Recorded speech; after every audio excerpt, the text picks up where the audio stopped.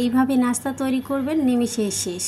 মাত্র 10 মিনিটে তৈরি করে নেওয়া যায় আর খেতেও হয় ভীষণ মজার।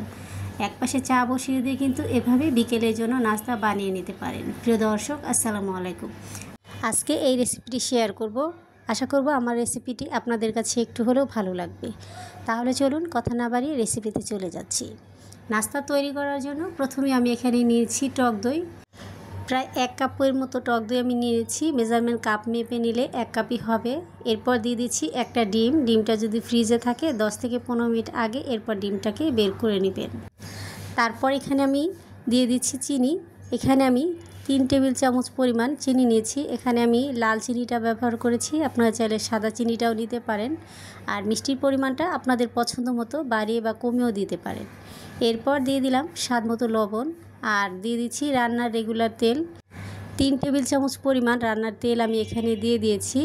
এখন সমস্ত উপকরণগুলো সুন্দর করে মিশিয়ে নিতে হবে, যাতে ডিম, চিনি, দই সবগুলো উপকরণ সুন্দরভাবে কিন্তু মিশে যায়। তো মিশিয়ে নিতে হবে যাতে কোনো দলাভাব বা লাম্পস না থাকে। তো দেখতেই পাচ্ছেন আমি কিভাবে করে মিশিয়ে নিয়েছি। সুন্দর করে আমি মিশিয়ে নিয়েছি। এখন এখানে দিয়ে দিচ্ছি আটা। এখানে চাইলে আপনারা ময়দাটাও ব্যবহার করতে পারবেন।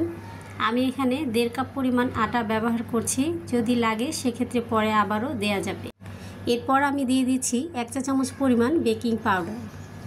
এখন সমস্ত উপকরণগুলো হাত দিয়ে মেখে একটা ডো মাখিয়ে নিতে হবে। ডোটা মাখানোর সময় কোনো কিন্তু পানি ব্যবহার করা যাবে না, যেহেতু দই দিয়েছি, চিনি দিয়েছি, এটা এমনিতেই পাতলা হয়ে যাবে। তো আমি সুন্দর করে কিন্তু মাখিয়ে নিয়েছি। এখন সেখান থেকে অর্ধেকটা লেচি নিয়ে একটা রুটি বেলে নিচ্ছি। একটু আটা ছড়িয়ে দিলাম। এরপর একটা বেলনির সাহায্যে একটা রুটি বেলে নিতে হবে। আসলে এইভাবেই নাস্তাটি তৈরি করে খেয়ে দেখবেন। নাস্তাটা খেতে কিন্তু খুবই ভালো লাগে, নরম তুলতুলে, মুখে দিলেই কিন্তু মিলিয়ে যাবে। চায়ের সাথে খাওয়ার জন্য পারফেক্ট একটি নাস্তার রেসিপি। রুটিটা আমি বেলে নিয়েছি আর এই রুটিটা একটু মোটা করেই বেলে নিতে হবে। যেভাবে পরোটা তৈরি করেন তার থেকেও একটু মোটা করে বেলে নিতে হবে। তো কতটুকু মোটা রেখেছি সেটা আমি আপনাদের একটু দেখিয়ে দিলাম।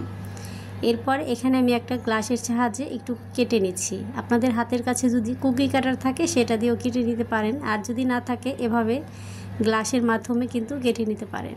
তো আমি এভাবে শেপ দিয়ে কেটে নিচ্ছি। একেবারে দেখতে কিন্তু চাঁদের মতো হয়, ঠিক এভাবে করে কেটে নিয়েছি। আপনারা চাইলে অন্য যে কোনো শেপেরও কেটে নিতে পারবেন।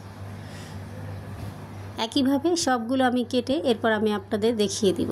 তো সবগুলো কেটে আমি এখানে নিয়ে নিয়েছি, দেখুন।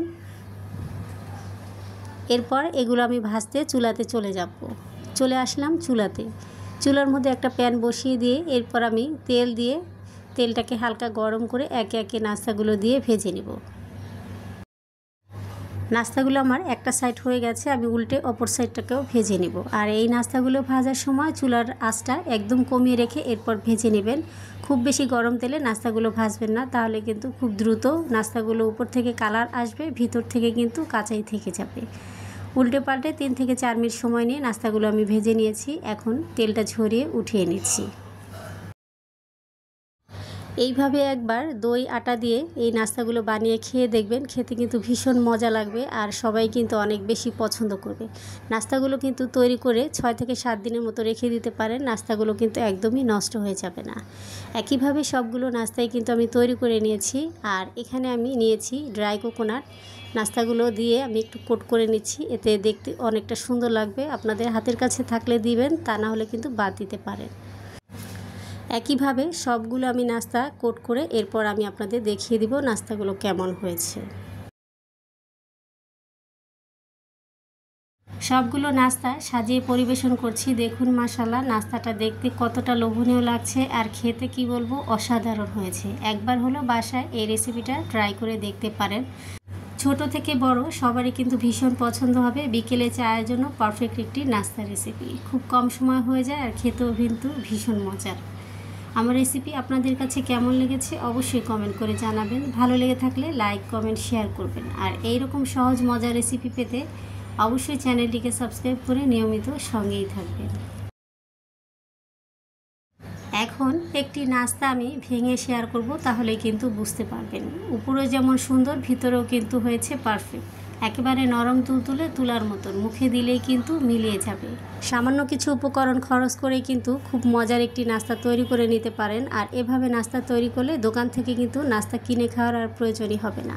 আশা করব আমার রেসিপিটি আপনাদের কাছে একটু হলেও ভালো লেগেছে। ভালো লেগে থাকলে অবশ্যই আমাকে একটা কমেন্টে লিখে জানাবেন। আজকের মতো এখানে বিদায় নেব। সবাই অনেক বেশি ভালো থাকবেন, সুস্থ থাকবেন। আল্লাহ হাফেজ।